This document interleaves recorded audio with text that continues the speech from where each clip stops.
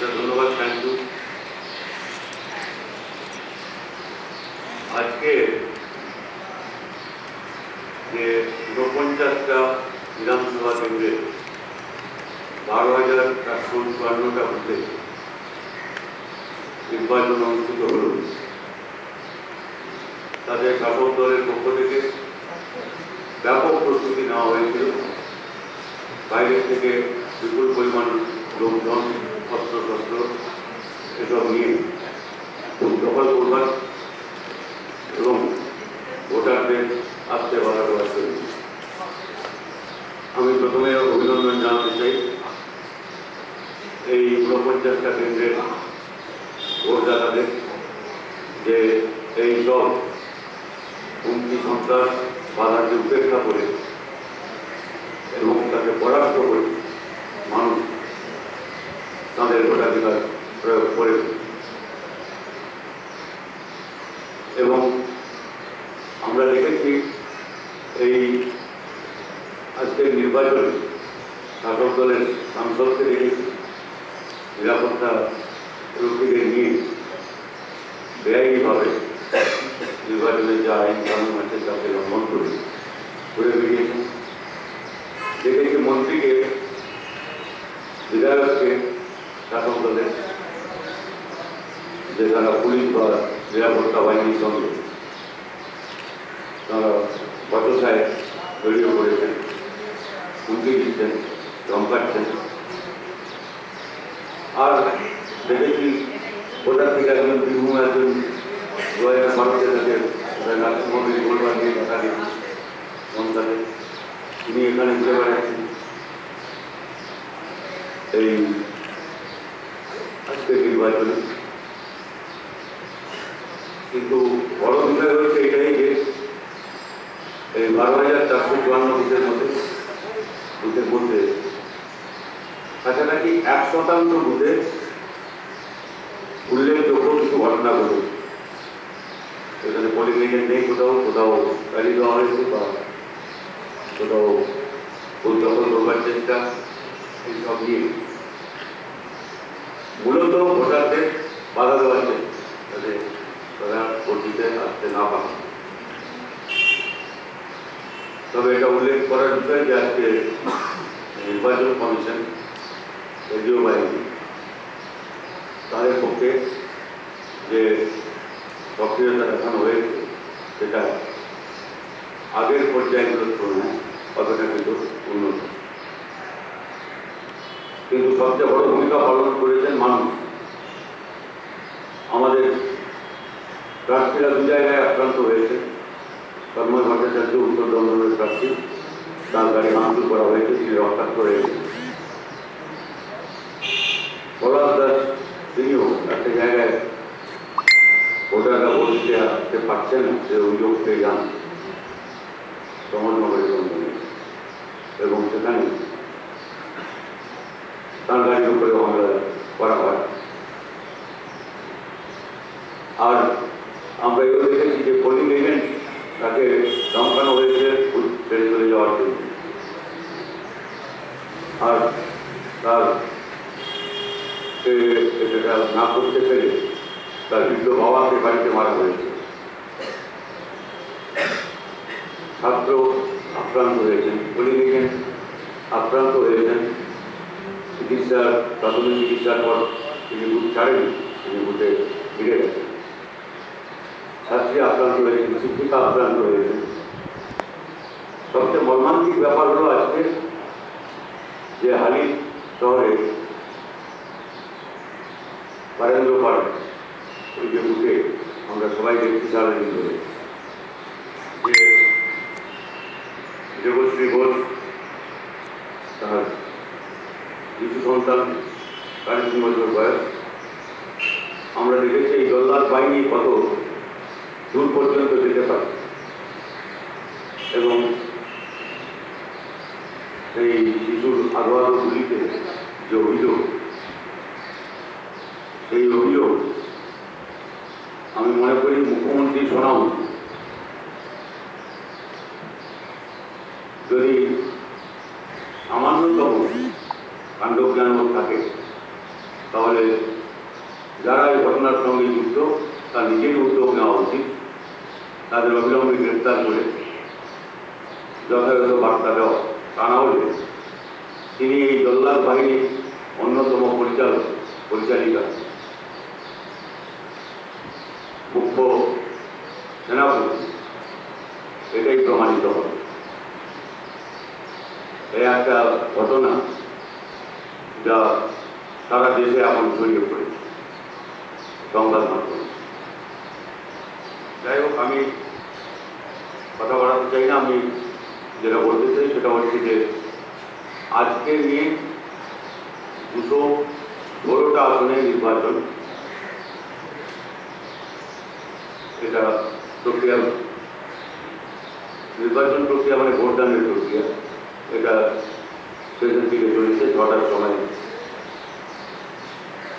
তার একটু পরে আমরা নাম বৈচিত্র্য আরও পেতে পারি, কিন্তু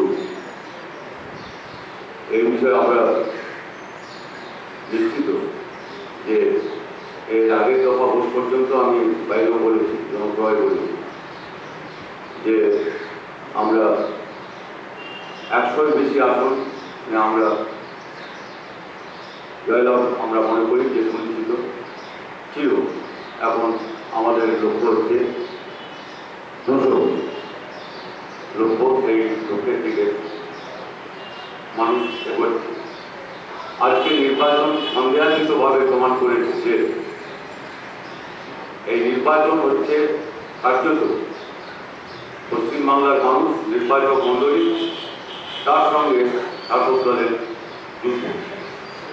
শাসক দল জনগণের বিরুদ্ধে যুদ্ধ ঘোষণা করেছে এবং পশ্চিমবাংলার মানুষ দল মত নির্বিশেষে তাদেরকে জোর করে তুলেছেন। যে জোর প্রত্যেক দিন প্রসারিত হচ্ছে, সংগত হচ্ছে। সেই জোর শাসক দলের এই চ্যালেঞ্জ গ্রহণ করেছে এবং তারা প্রতিরোধের হাসিল করে তুলেছে। আমরা আবারও তার উদ্দেশ্যে আমাদের সশ্রদ্ধ অভিবাদন জানাচ্ছি। আমি বিশেষ করে একটা টুইট করেছি, আমার বিশেষ অভিবাদন হচ্ছে এই মাকে, দেবশ্রী ঘোষকে, তার পরিবারকে, ওই ছোট্ট ছেলে তাকে আহত অবস্থায় যে আহতগুলিকে একটু তার প্রতিবাদ ঘটনাটা বলবার চেষ্টা করছে, তাকে বলেনি উনি ভোট দিতে গেছেন, ভোট দিয়েছেন এবং শুধু তাই নয়, তিনি বলেছেন প্রাণ গেলেও আমি ভোট দেব, জীবন গেলেও আমি ভোট দেব। এইটাই হচ্ছে প্রতীক। পশ্চিমবাংলার জনগণ এই সরকারের বিরুদ্ধে যে প্রতিরোধের পাঁচিল গড়ে তুলেছে তার প্রতীক হয়ে থাকবে এবং তা আমি বিশ্বাস করি মুখ্যমন্ত্রীকে রাখতে ঘুম কেড়ে তাকে আজীবন তার পিছনে দুঃস্বপ্নের কারণ হয়ে না। পশ্চিমবাংলায় কালো টাকা, লুটের টাকা, ঘুষের টাকা, চিটফান্ডের টাকা, নানা রকম চুরি, লোহা চুরি থেকে আরম্ভ করে কয়লা চুরি, খাদান চুরি, এখন ডিগ্রিও চুরি হচ্ছে, ডক্টরেট চুরি হচ্ছে, সাতাই পরীক্ষায় চুরি হচ্ছে। এই সব নিয়ে যে কালো টাকা, এই অবৈধ সম্পত্তি এবং তা থেকে এই দুর্বৃত্তকরণ রাজনীতির দুর্নীতি ও দুর্বৃত্তিকরণ, তারপরে উপরে দাঁড়িয়ে আছে এই দৈনতান্ত্রিক কাঠামো। সেই কাঠামোকে যদি মানতে হয় তাহলে মুখ্যমন্ত্রীকেই তার ক্ষেত্রে পরাস্ত করতে হবে।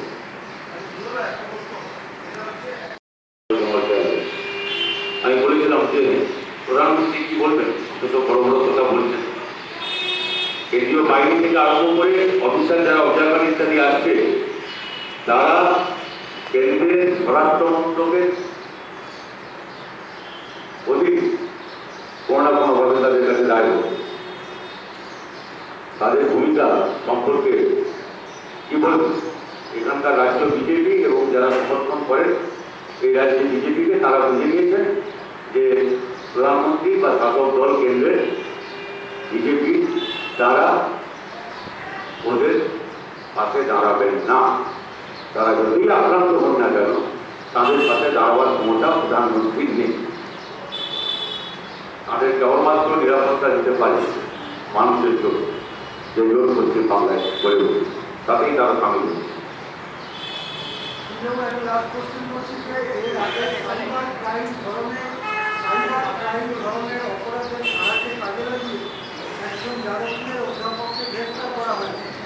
আর এক্ষেত্রে গত দুদিন আগে যে ঘটনা ঘটেছে তাতেও সাইবার ক্রাইম অপরাধের মামলা করা হয়েছে, থানায় এফআইআর করা হয়েছে, কিন্তু সরকার নিশ্চিত কি বলছে?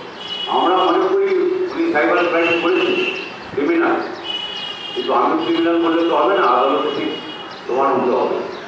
কিন্তু আমরা অভিযোগ করেছি, আর উনি তো আর অস্বীকার করতে পারছেন না, মুখ ঘুরিয়ে এত সব চুরি ডাকাতি আর যত রকম যা আছে, রূপ খুব যা হয়েছে আলাদা থেকে নাগা পর্যন্ত যা হয়েছে, শেষ পর্যন্ত প্রকাশটি এটাও আমরা দেখেছি। কিন্তু এই যে জালিয়াতি, এটা জালিয়াতি বলে, এই জালিয়াতি এরপরে ওরা মুখ দেখাচ্ছেন, লজ্জা অভাব হচ্ছে না, মুখ অবশ্য কম দেখাচ্ছেন। আজকে নির্বাচনে খুব কম মুখকেই দেখা যায়, মানুষের কাছে যেতে আমার মনে হচ্ছে আমাদের লজ্জা হচ্ছে। এখন আরেকবার মুখ দেখান ওইটাকে।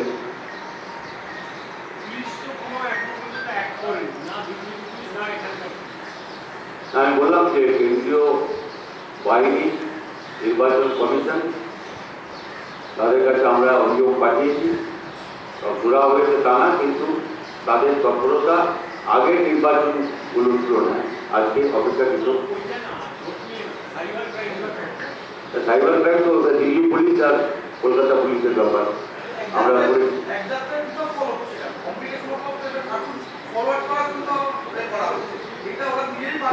বলে কি আছে, পুলিশে মে পর্যন্ত এই সরকার আছে, অযথা আমি এই নিয়ে ব্যস্ত নেই। তারপরে পুলিশে মেয়ের মধ্যে ব্যবস্থা উনি না নিতে পারে, আমাদের ধৈর্য আছে, এতদিন ধৈর্য ধরেছি 5 বছর, পুলিশে মেয়ের পরে আমরা ব্যবস্থা করতে পারবো। যত রকম ক্রাইম হয়েছে সেসব ক্রাইম নিয়ে আমরা কিছু ব্যবস্থা করতে পারবো।